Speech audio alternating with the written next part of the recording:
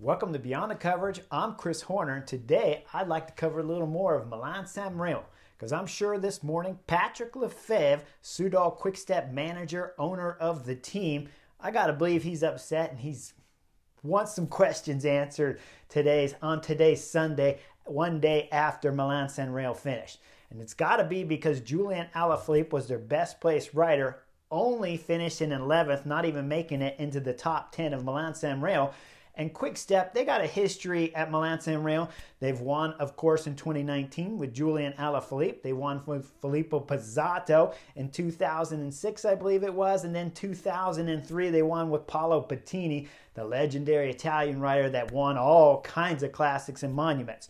So Patrick Lefevre's got to be getting a little bit angry at this point in the season when their best rider, Julian Alaphilippe, best he can come up with is 11th on the stage. Now, when I looked at today's stage, when I looked at yesterday's race, Milan-Sanremo, and you divide it up, the easiest thing to look at is to say Julian Alaphilippe started the Cipressa about 50th position, and then he started the Poggio about 55th position. So those are the easiest marks right there. So if you don't want to watch any more of the story, you can end it right there and just tell your friends, well, Julian Alaphilippe started both of the climbs as far back as you could possibly be. And so to get 11th was a fabulous result. But now let's dissect it a little bit closer for some of you that want a little more information of why Quick-Step's Julian Alaphilippe's best result was 11th on Milan-Sanremo. Now when the cameras come on, the breakaway's right in front of the Peloton, and we look to the right side of the road, it's Quick-Step all lined up at the right, and they're starting to bring back the last 6 riders of the original 9 breakaway. Now, this becomes problems in just a moment because we're going to see the 6 breakaway riders are going to come down the middle of the field, and Jumbo-Visma are going to go over the top of Quick-Step. That means Quick-Step have no way of getting out of the way of the breakaway riders. Normally, it looks like the breakaway riders are going to come down the center, so if I'm Quick-Step at this point in time, Julian Alaphilippe, I'm thinking we pick the right side of the road because all the breakaway guys are going to come down the middle. That is until Samuele Zaccarato from Green Project, he puts his arm out because he wants to go all the way to the right side of the road, even though the other 5 are going down the middle. This causes a bunch of problems, as you can see in the picture. Casper Asgreen shoots through the gap around the Green Project rider, and then the Green Project rider comes back and he locks up the wheels just a little bit of the Quick-Step riders and holds them up. And that's why once we come around the final right bend there and start the Cipressa proper, that's why Julian Alaphilippe's in about 50th position when the Cipressa starts. This is a bad way to start your Milan-Sanremo because everybody knows that 27 kilometers to go, this is when the real race starts. The battle to the Cipressas, all important, but your position starting the Cipressa is all that matters.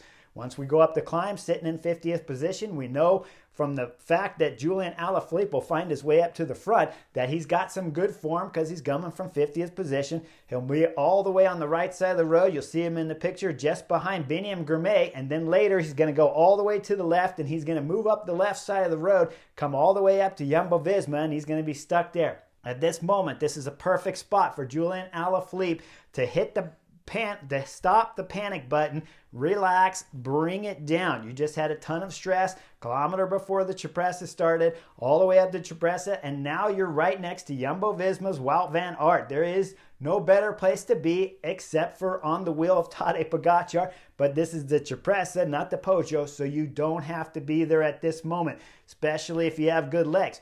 Only problem for Julian Alaphilippe, he's still not comfortable sitting behind Ineos right next to Jumbo-Visma. So guess what? He's going to slide up again, and he's going to go up there, and he wants to battle the wheel with Ben Swift from Ineos.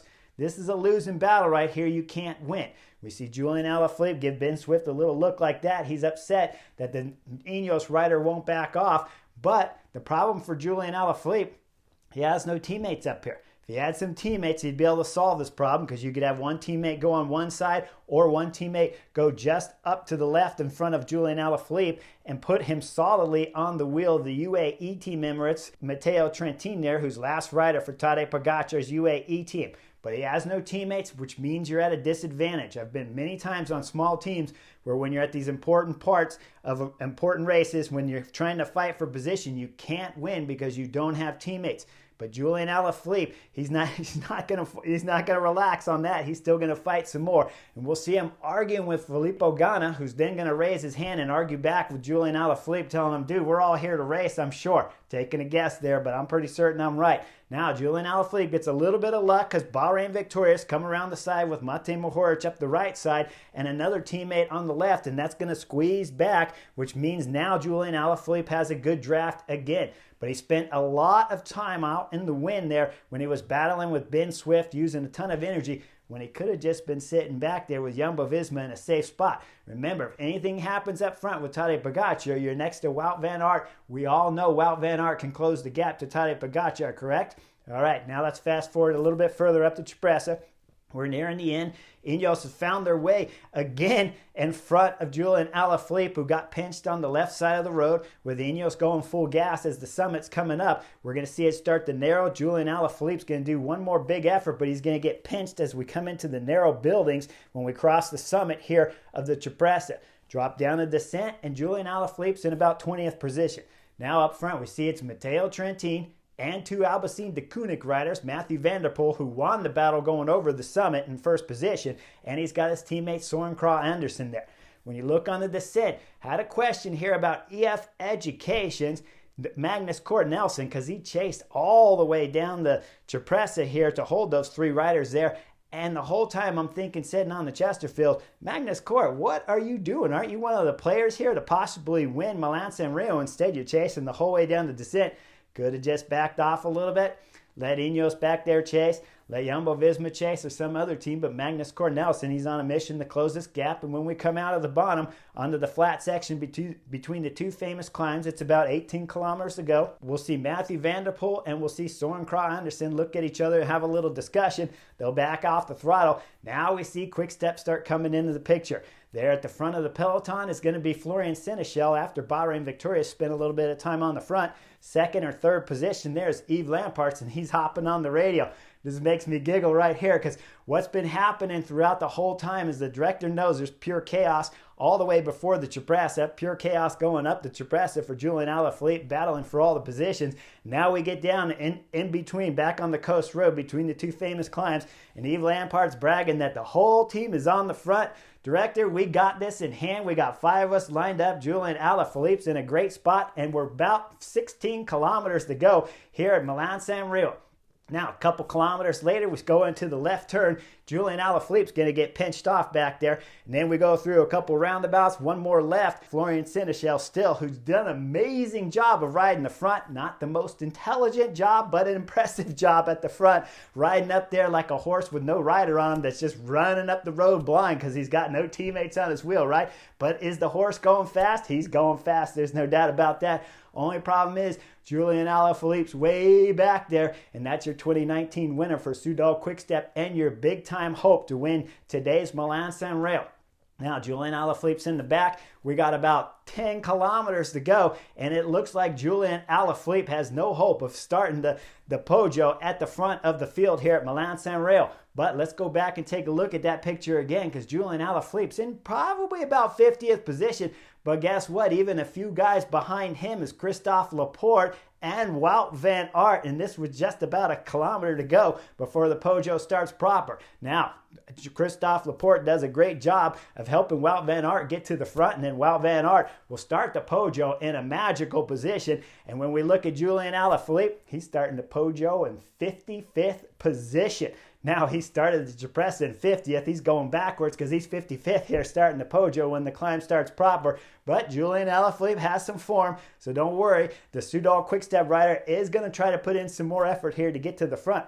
Now up front as the Poggio started, we know from yesterday's race, it's Bahrain Victorious going full gas up there. Don't like this technique because, of course, Matej Mohoric, last year's winner, is not a pure climber, and he's certainly not the best, fastest, strongest climber here at Milan-San-Remo. So going full gas on the front is just helping one UAE Team Emirates rider back there named Tadej Pogacar. So I like starting the Poggio at the front, and after that, you just keep the pace smooth and slow as you can without getting Matej Mohoric too swarmed.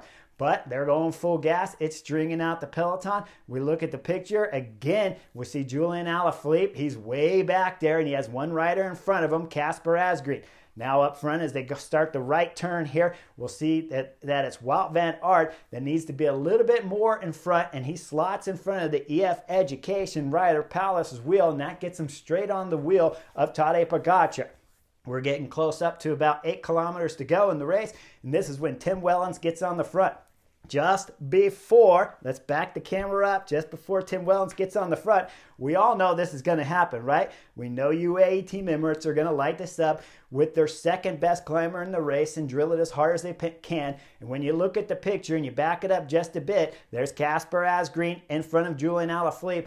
Alaphilippe at that moment had to get up to Casper Asgreen's wheel, because one moment later you see Casper Asgreen with clean road on the right side of the road before Tim Wellens has started his big acceleration. Only problem is Julian Alaphilippe probably too much in the red and couldn't get up to Casper Asgreen's wheel or didn't think about it. Now we got Tim Wellens on the front throwing down with about 7.8 kilometers to go. We see him fly into that left bend, and that's where, if you remember right, the story behind really the small details for Wout van Aert passing the riders as they're coming out of that left, and of course for Matej Mohoric along with Matthew van der Poel passing in that left turn was a crucial moment for them to get past Peo Bilbao and for Wout van Aert to lock onto the wheel of Benoit Cosnefroy when we saw the riders in front start opening up the gap. Now, later, as we get a little bit further up the climb, about a few hundred meters, we're going to see Matteo Trentin shut off the gas because he's done and cooked for UAE Team Emirates, opens up that gap and goes to the left side of the road. When he moves left, the problem is you see the riders around him. Matteo Trentin's the one opening the gap. He's UAE Team Emirates, Tadej Pogacar, Tim Wellens in front of him, his teammates. Then when you look to the right, Jasper Stuyvens, Trek Segafredo, he's got Mads Pedersen in that front group. And then you start looking a little bit more detail. Well, guess what? There's a sprinter, Jasper Philipsen, for Albacine de Koenig, who has not one, but 2 riders in that front group, and one's Matthew van der Poel, so you know he's not going to close the group. Now, when you're looking at this while sitting on the couch, you would think if Julian Alaphilippe has any form, this is when he has to go across the gap, but this isn't the moment he can because he's been in the red way too long, all the way starting back there when Zaccarata pushed all of them into the gutter before the Cipressa started proper. Now with that gap opening up, it's going to be Nielsen Palace, EF Education that's trying to save the day and close this gap as he goes full gas.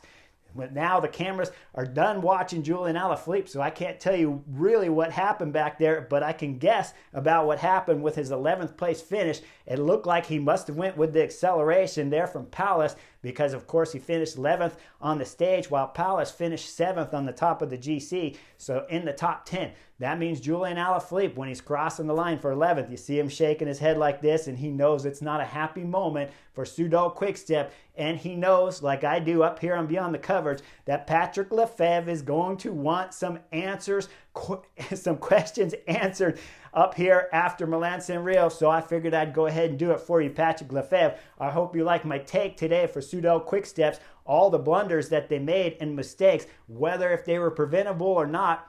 Honestly, when I looked at it, the biggest thing I think Julian Alaphilippe did, one, you don't argue with Ben Swift, who's just riding the front, and his sole job is to look after Filippo Ganna. And 2, you probably should have stayed right there by Jumbo-Visma. Don't spend any more energy. Get up there by Wout van Aert, lock in, put your seatbelt on, stay as close to Wout van Aert as you possibly can, and he'll keep you at the front for the next 2 climbs and through the descents, valleys, and of course, up the Poggio all the way to the finish in beautiful position. And instead, each time when you look that he is right next to Wout van Aert, he never chose to stay there, but Wout van Aert made it to the front. Julian Alaphilippe did not and didn't have the teammates to get him to the front at the crucial moments for Milan-Sanremo. So Patrick Lefevre, you're welcome. That's my take up here on Beyond the Coverage. Hope you guys enjoyed today's take. I know the racing yesterday was something amazing to watch and a fantastic moment for the first monument in 2023. Make sure you guys like and subscribe, and I'll see you on the next edition real soon.